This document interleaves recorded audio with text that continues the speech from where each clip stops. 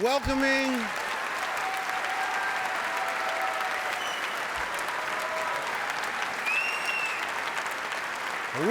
Gary to the Hall of Fame is the Kangaroo Kid, Billy Cunningham. Ladies and gentlemen, Gary Williams.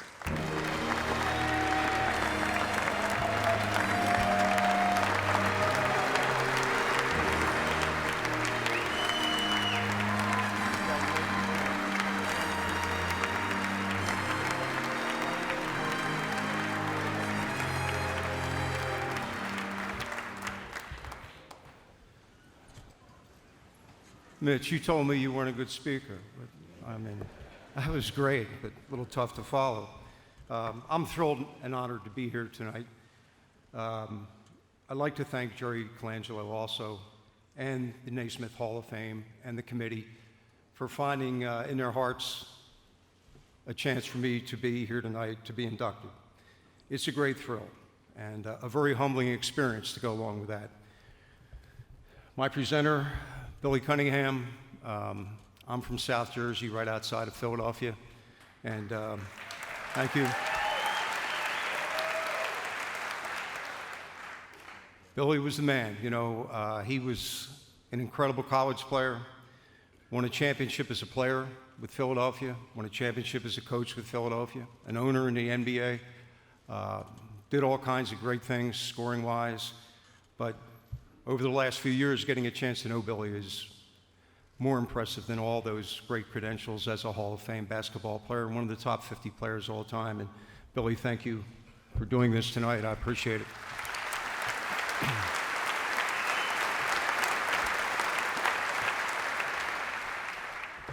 Billy doesn't know this, but I was a sophomore at Maryland, and Billy was a senior at North Carolina.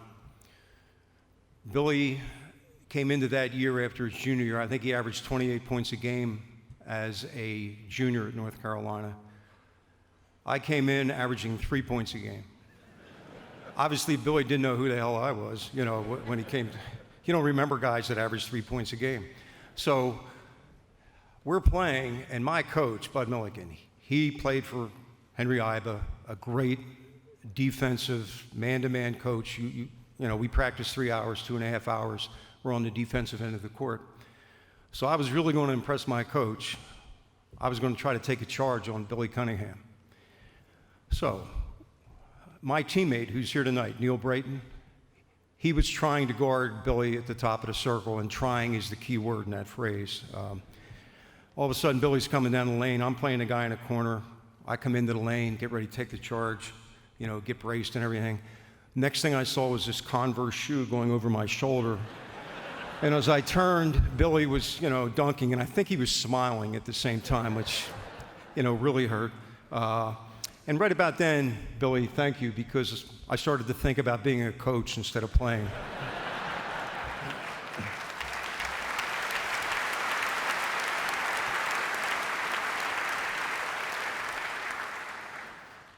Where I grew up, I was very fortunate. It was a great basketball area. You could always get games. You played all the sports, but you know, basketball was always there. You played 2-on-2, 3-on-3, if you couldn't play full court. And when you did that, you always took the identity of one of the pros. And in Philly at the time, there was a guard named Guy Rogers, who was just a tremendous player at Temple, and then played for the old Philadelphia Warriors with Will Chamberlain. And he was my guy. I had to be Guy Rogers, and you know, that we had some fights over that, but I was Guy Rogers. However, at the same time, if you're from Philly, the hated Boston Celtics were usually on the game of the week. There was one game on, you know, on television back then, and there was this guard named Bob Cousy. And Bob Cousy was doing things that, you know, we had never seen before. The no-look passes, the behind-the-back dribble, the, you know, the hook outlet pass for 60 feet, wrong foot jump shot. All those things were Bob Cousy, and I used to watch him very closely. And, you know, to have two people like Guy Rogers, you know, and Bob Cousy as guys you could try to pattern yourself after, it was a great thrill. 50 years later, fast forward to 2010, and Gravis Vasquez, who you saw up there, my point guard at the University of Maryland, who was, you know, Gravis and I, we got along really well A lot of people thought we were both crazy, but, you know, and Gravis, to get the Bob Cousy Point Guard Award, that's the most prestigious award a guard can receive in college basketball, really was a thrill for me, as obviously for Gravis. But to think that, you know, one of my players all this time later would get an award from the person who meant probably as much as anybody to me growing up as a basketball player, that was a tremendous thrill. So if Bob's here, thank you. If not, I think he knows how I feel about what he did for me and for Gravis Vasquez. From there, I got into high school, and I had a great high school coach. His name was John Smith. Pretty plain name, but a great person. And all he did was make sure I stayed out of trouble. He made sure that I took the right courses so I could qualify to go to college. And he gave me a love of the game. He was a great motivator of players. And on my high school team, he was a year ahead of me, was a guy named Stan Pavlak. He taught me how to work really hard. He was a tremendous competitor. He was all Ivy League for 3 years at the University of Pennsylvania. And he became a great Eastern League player. Back then, that was the next league after the NBA. And Stan, I think, led the Eastern League in 7 out of the 9 years he played in scoring. So it was great to have somebody like that that could really teach me how to work as hard as you had to be successful at the game. So from there, I went to the University of Maryland as a player. As I said, I didn't average a whole lot of points. But you know what all the players always say, my coach wouldn't let me shoot. So, you know, of course, my coach told me there's a reason I won't let you shoot. But at the University of Maryland, Bud Milligan was a tremendous teacher. We had 4 players from my team during the 4 years I was there that became Division I head coaches, because you had to learn the game if you played for Bud Milligan. And during that time in 1966, we had the first African-American player to play in the ACC as a starter, Billy Jones, and also the Texas Western Kentucky game, one of the watershed games socially in college basketball, was played right there in Cole Fieldhouse on Maryland's campus. So it was a tremendous thing, you know. And as you go to college, as you all know, part of the deal is you're learning a lot of things that aren't just in a classroom. And you know, I really grew up a lot during my time in college. So from there, I was fortunate to get a coaching job. I was a junior varsity coach at Woodrow Wilson High School, Camden, New Jersey. Great bunch of guys that worked really hard, and I was 24 years old coaching my own team, and I loved that.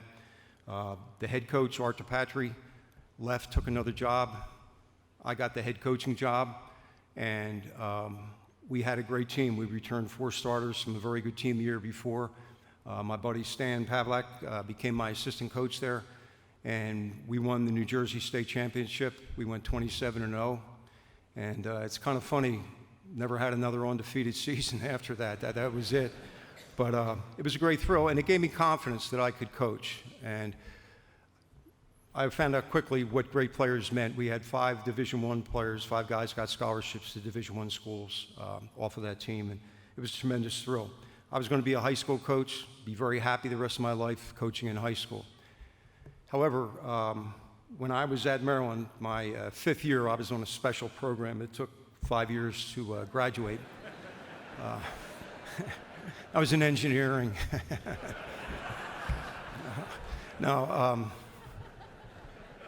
Billy's laughing, you know. It's like, so what happened there, Tom Davis was getting his doctorate at the University of Maryland. I got to know him. He became the head coach at Lafayette College in Pennsylvania. He called me up and he said he just got the job and he wanted me to be his assistant basketball coach. And I really had not given much thought to being a college basketball coach, but it sounded like a good idea, so I immediately said, sure, you know, that'd be great. Lafayette's a great school. Be a lot of fun coaching at the college level. Tom said, well, here's the problem. He said, they've never had a full-time assistant basketball coach, but the soccer coach, he just left, and that salary's right there. So if you want to be the assistant basketball coach, then you got to be the head soccer coach. You know, we're talking 1971. We're not talking World Cup or anything like it, you know. So I'm in a situation where I turn it down twice. and you think about key situations in your life and your career. He's the only guy I knew. Tom Davis was the only guy I knew that could get me into college coaching, without a doubt. If I had turned that down, I would have been happy being a high school coach, but I would have never coached in college, never be here tonight. He finally started yelling at me and told me to take it. And the athletic director told me, well, it'll just be for 1 year, so take it and don't worry about it. We'll get somebody else next year. Well, 6 years later, and I was still the soccer coach. People ask me how I did as a soccer coach. Let me just say this, the Soccer Hall of Fame hasn't called yet.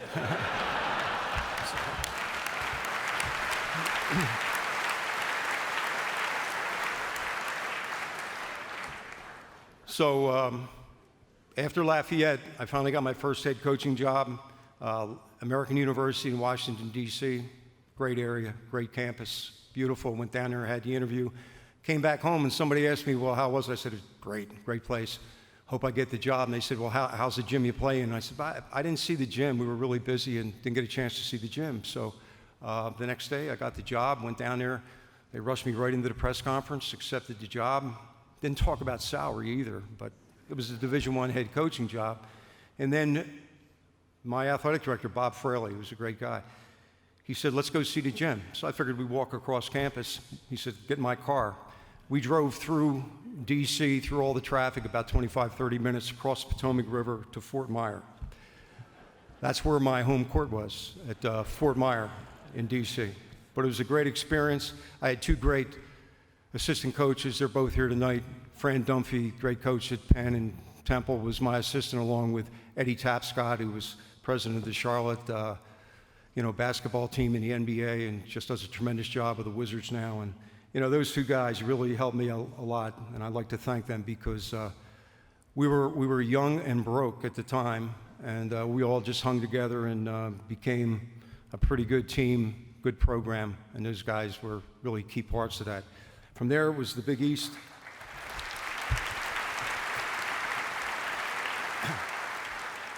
From there was the Big East. I go from American to the Big East, and the Big East was really starting to roll.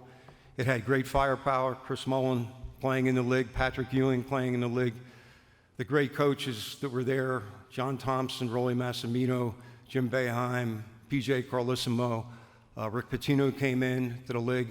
It took me a whole year coaching before I'd ever look down at the other bench to see who I was coaching against because I was so intimidated. But, we got through that. Dave Gavitt, the commissioner of the Big East, along with his assistant, Mike Tranghese. Dave became a great friend. He was one of those people that could really do a good job of selling things. 2 years into the job, he said, you got to move off campus. The place you play in, it seats about 4,000 people. It's a horrible place to play. So you got to move into the Boston Garden. I said, I'm losing my home court. We didn't lose many in Roberts Center. Had to go into the Boston Garden, which isn't all that bad to play in a Boston Garden, but still, we lost our home court advantage. The thing that always amazed me with Dave Gavitt is when you hung up the phone, I thought I was the guy that called him, and I convinced him to let us play in the Boston Garden. I mean, that was Dave Gavitt. The only way this night could be greater is if Dave was here tonight, to tell you the truth. So he was just great, and he was great for all college basketball. He did it in the Big East, but that changed the way television looked at college basketball. That changed the way conferences ran their conferences, and it was a great thing for coaches because all of a sudden coaches got a lot more recognition.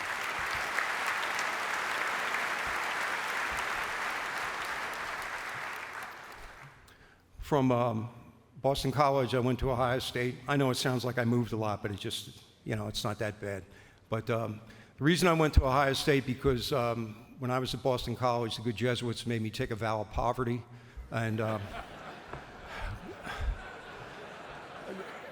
I did make more money at Ohio State, let's be honest. And what a great situation. You go in there, legendary coach Fred Taylor, who had won a national championship in the Hall of Fame here, John Havlicek, who really is still out there placed on a very high pedestal and deservedly so, just not for how great he was as a player, but the way he played, the way he loved the game and all those things. And, it was just a great situation.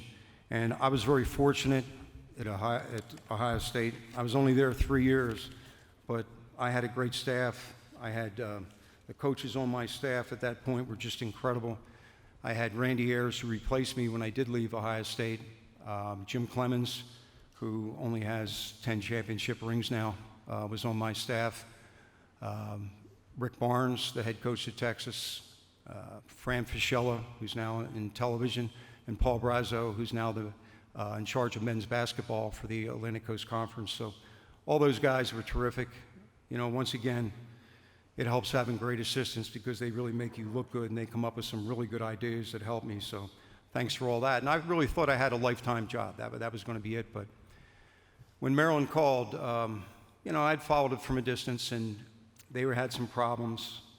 And they're the ones that gave me an education. They're the ones that gave me a chance to play and created a situation where I could become a basketball coach. So I went back. And the obstacles were tough, there's no doubt about it. But I had great players that first year. Walt Williams, who's here tonight, just terrific. I told Walt today, it felt good because I yelled at Walt. I hadn't done that for a while.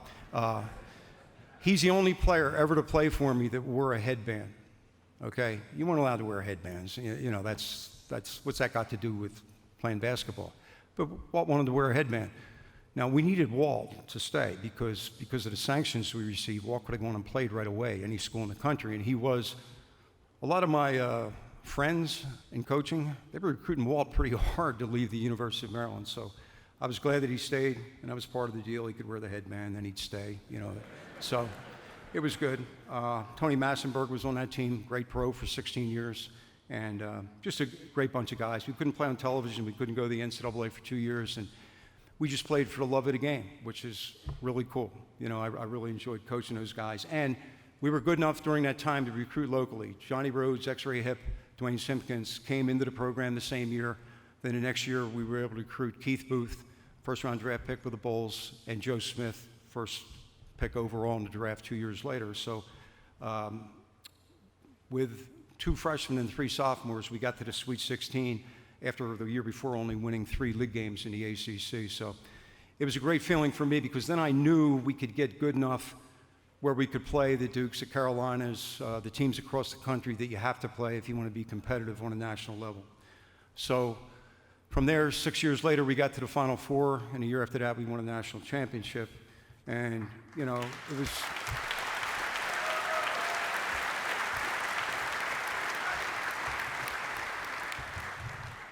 So, you know, the players that I had on those 2 teams, the Final Four team and the national championship team, Mike Grennan, Calvin McCall, Taj Holden, Ryan Randall, Drew Nicholas, Chris Wilcox, Lonnie Baxter, Byron Mouton, Steve Blake, Juan Dixon, Mike Martisich, Terrence Morris, LeBron Cephas, Danny Miller, all those guys, you know, worked really hard to try to get us there because you get a ceiling in certain programs where you got to bust through that ceiling. And I remember having to play Stanford. They were ranked #1 in the West Coast, and we were in that region that year, and we had to play them in Los Angeles, and we were able to beat a good Stanford team, and that got us to the Final Four the first year. And we lost a tough game to Duke. We were up 22 in the first half. I was sitting there just watching, and I started to coach when we were up 22. Duke came back and got us in the second half. And I was really worried because Maryland had never been to a Final Four before, so was that enough? Was that enough for these guys? Or would they go back to school, work really hard, and get ready for the next year? Well, obviously they worked hard. They wanted to win. They thought they could win. They felt they had the right to win that next year, and it was a great feeling. And after the game, after the championship game in Atlanta, I remember sitting in the locker room after all the media had left and thinking about what it meant, and it meant a lot of things to a lot of different people. To me, it meant my assistant coaches, Billy Hahn, was with me all the way through to get to the point where we could be a Final Four team. Jimmy Passos came in a little after that. Art Purry was a great coach there, and then Dave Dickerson came in right toward the national championship team. And so all those guys helped us get to that point. And, you know, once again, you realize as a team there's a lot of things that go into it. It's not just the head coach. And so that was a great thrill. And we did that, you know, we did it for everybody, but we did it for those coaches. We did it for those players. You know, our fans at Maryland stayed with us through all the tough times. and we certainly did it for our fans. And people like J.J. Bush, who was my trainer every year there for 22 years, Johnny Holiday, who's here tonight, was our announcer every TV show I did, every radio show for 22 years. He's been at Maryland now for 35 years. And we did it for coaches. We did it for Bud Milliken, my coach, and all the great players and teams that played for Bud Milliken, for Lefty Driesell, all the great players and teams that certainly, you know, when you think about Lynn Elmore, Tom McMillan, you know, great players in Maryland tradition who never got the chance to do what we did because of, you know, things happen, you know, with the NCAA tournament. So it was a great, you know, great thing to see and a great thing to be a part of. So I thank all those people and our fans, as I said, our alumni, and our student body. You know, the students that were there before me, the students that were there during the time we played. It made us, that was all part of the program. I think any great college program has a great student body, and hopefully that will continue at Maryland as they go into the Big Ten. My family's here tonight, just like everybody else. You know, they're the rock. And my daughter, Kristen, her son-in-law, Jeffrey, the grandkids are there. Hi, kids. Lauren, John, David. David was that little guy you saw running around in Atlanta.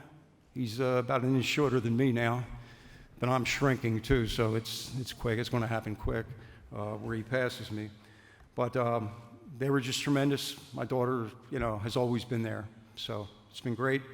My wife, Dana, her kids, Kendall and Ashley, just tremendous people that have really been a big thing in my life and have helped me as I move along here, and I really appreciate what they've done for me.